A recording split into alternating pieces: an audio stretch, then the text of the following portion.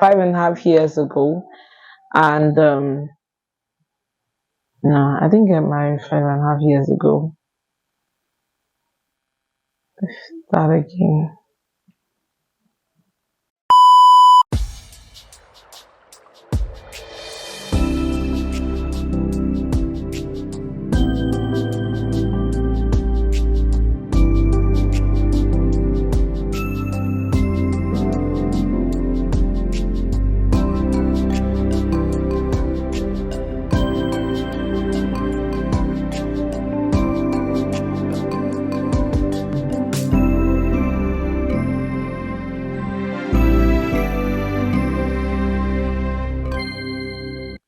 Hello, beautiful people. Welcome back to my channel. I am simply Uche. Today, I'll be getting into my personal story. I'll be sharing with you all my journey of trying to conceive, the ups and the downs, the highs and the lows of it all. Because I don't want this video to be too long, I'm going to make it an episode 1 and complete it in episode 2. Got married almost 6 years ago, and at the time I was residing in Abuja and my husband was working in Maiduguri, which is like hours away from where I reside in Abuja, Nigeria. Well, it was kind of tricky getting pregnant, or so we thought, because of that distance. And so for every time that we had a chance to meet, we would, use all of that opportunity. And well, about 7 months into marriage, I got pregnant. And it was really exciting. That day, I had gone to the market to do some purchasing of foodstuffs for the home, and somehow I suddenly felt like I was losing consciousness, and everybody around me had to, rush to my rescue. And before I knew it, I was perspiring, I was sweating like, I had had a terrible run. And that day was it was rainy. I remember it was a very rainy day. The rain was incessant, and it was just in between the rains that I was able to get out of the house, rush to the market, thinking I would rush back home. And then this episode of near fainting caught up with me. Well, when I got myself a bit, I was able to get to the house. I called my husband, who was miles and miles away from me. I also spoke to my mom, who suggested I did a pregnancy test. Lo and behold, I was pregnant, and it was really exciting. It was a happy moment, and I had to get to the hospital because I actually wasn't feeling well. And then it was confirmed again at the hospital with a proper blood test done that pregnancy was positive. And so for us, we could never have anticipated the journey ahead. We just always thought that, we would have our family without any of the ups and downs that were to come. Our dream was to build a family that will reflect the love of God, build a home that was centered on, the correct foundations. And little did we know that the path to parenthood would be one of the most testing of our faith, the biggest test of our faith, so to speak. We who had started with so much hope and excitement and so much belief that this was God's timing and this was our season to conquer and all of that, we were really shocked. So a few weeks after the confirmation of pregnancy, I was at work. As at that time, I was working as an accident and emergency doctor. And this particular Saturday was a very busy day for me. I didn't even have up to 2 minutes to sit down to catch my breath. I had back-to-back cases, back-to-back patients to attend to. And in all of that hustle and bustle, I completely forgot I was pregnant. Well, I wasn't even feeling anything, so I was fine. I was healthy, and so I was at work, as everyone should be. And at the end of the long day for me, I got back home and I found out that I was spotting. And from that day till pregnancy was confirmed as a miscarriage, I never stopped spotting. There was no pain. I was eating well. I had no nausea or vomiting. Everything seemed to, be going on well. So I couldn't imagine what had gone wrong, or, why I was spotting.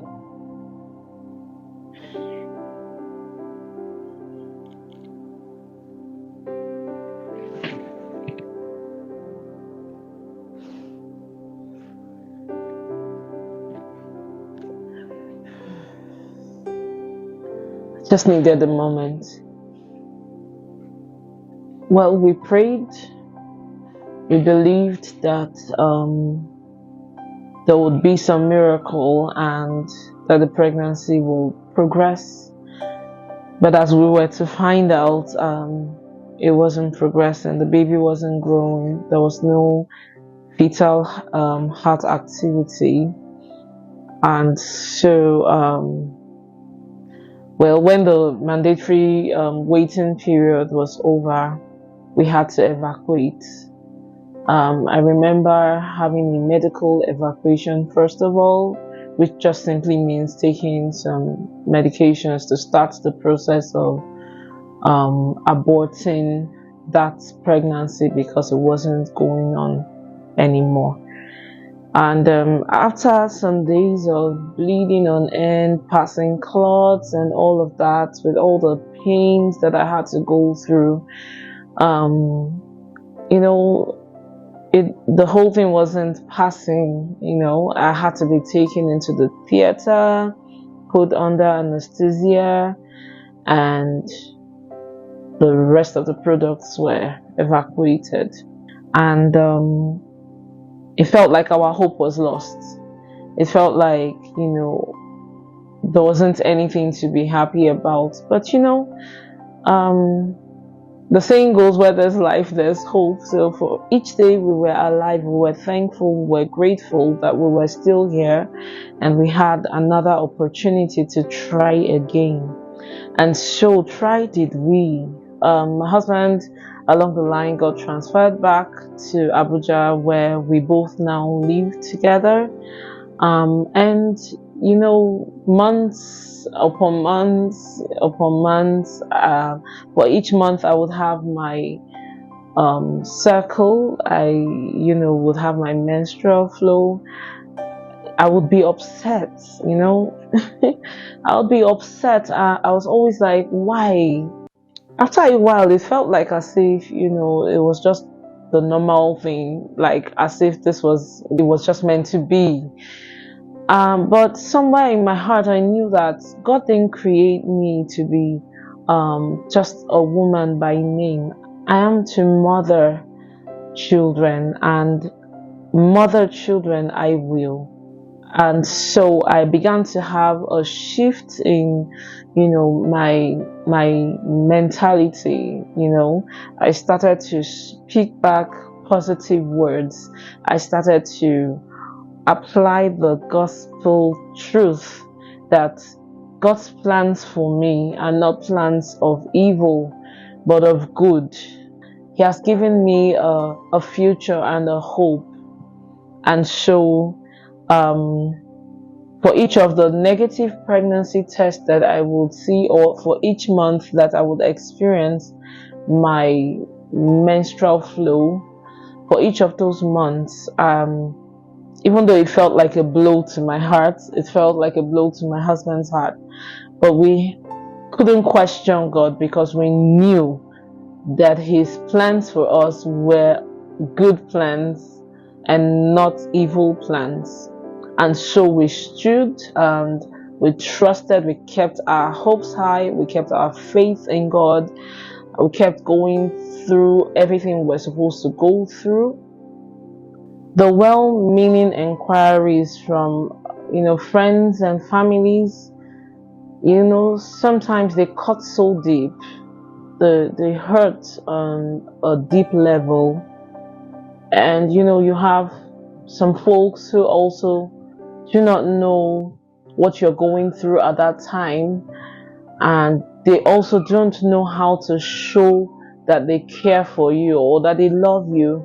And so you have them approaching you and asking you some sort of questions that are very sensitive. It was a lot to deal with. It was really a lot to have to go through. Yet in those moments of pain, I learned to lean on God's promises that He will walk with us through our trials, even when it feels like we're all alone. God is there. He walks with us. He doesn't leave us. He doesn't forsake us. And there's this sense of security that one can only find in God in times like this. There's just this sense of security that you get when you know that there's someone who's bigger than you that's got all of this in control. There's someone who can do what you cannot do for yourself. It's the same one who gets us up and out of our beds every day. He's the same one who keeps making a way for us even when we cannot see a way. He's the same one. He's our sustainer. And that's something that we have drawn strength from, and that keeps us going on, keeps us moving on despite all of it.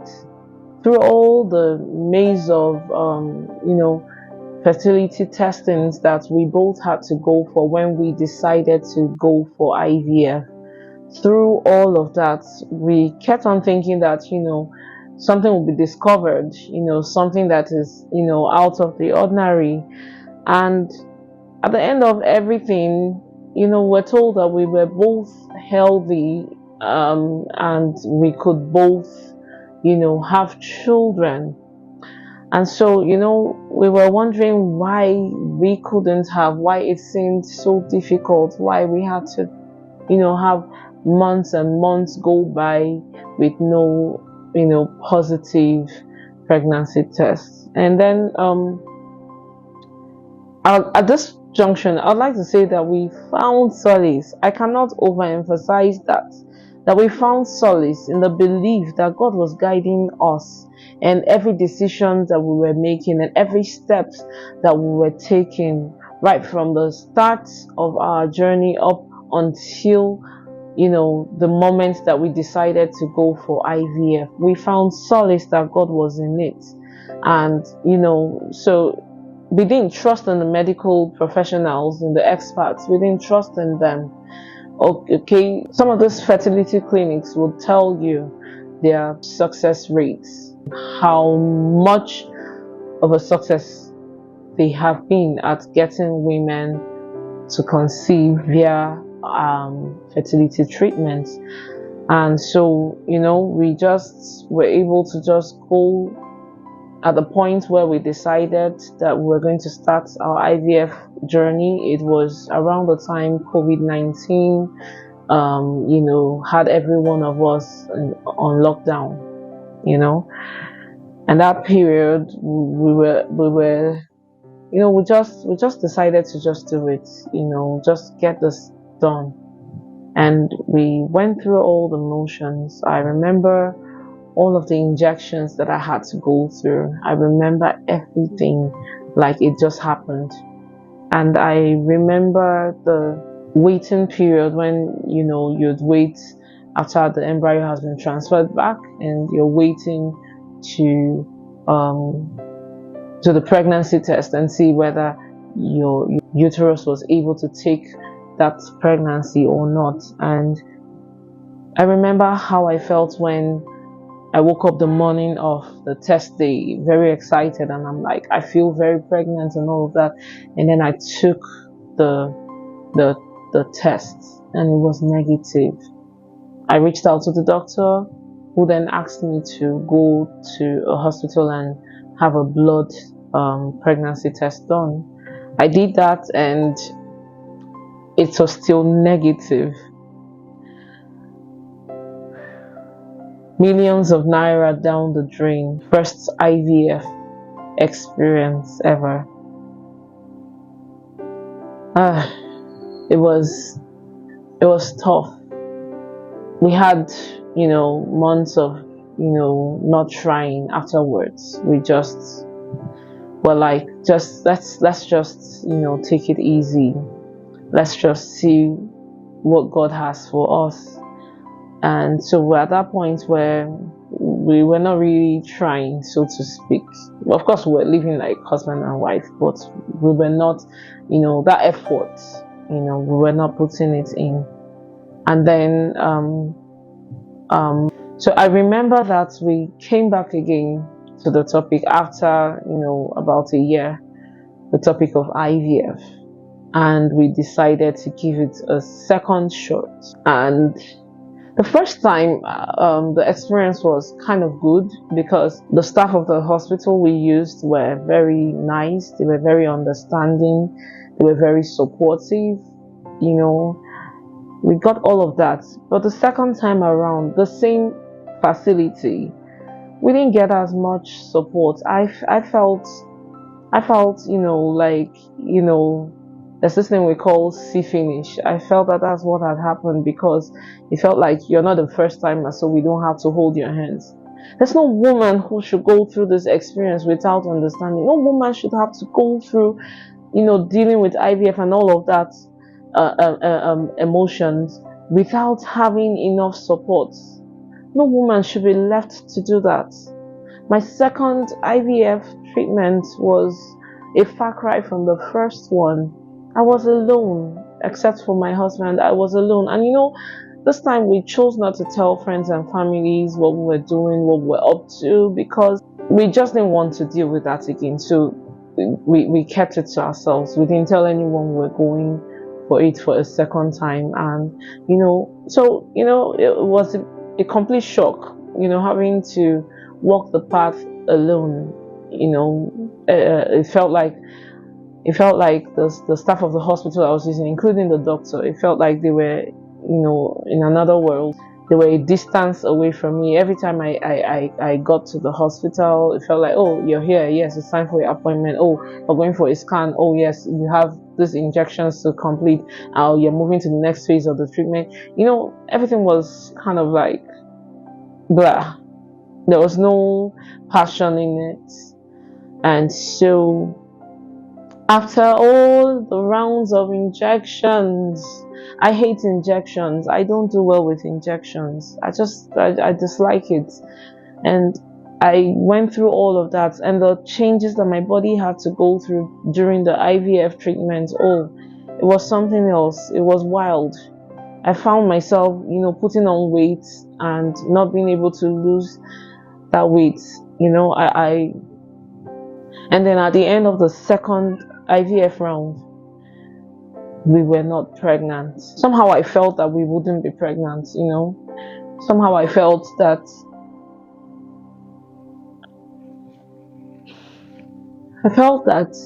if only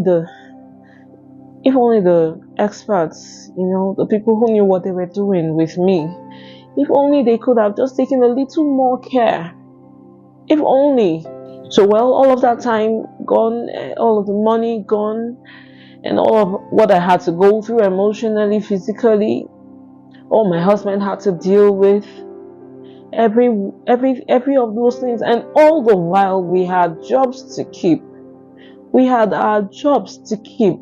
It was the most difficult season of my life. It was the most difficult season.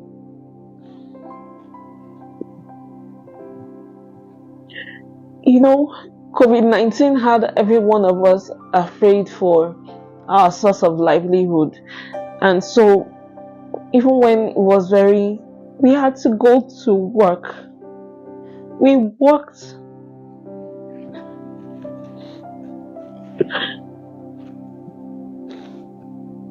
It felt like no one cared. Infertility, I have to take a moment.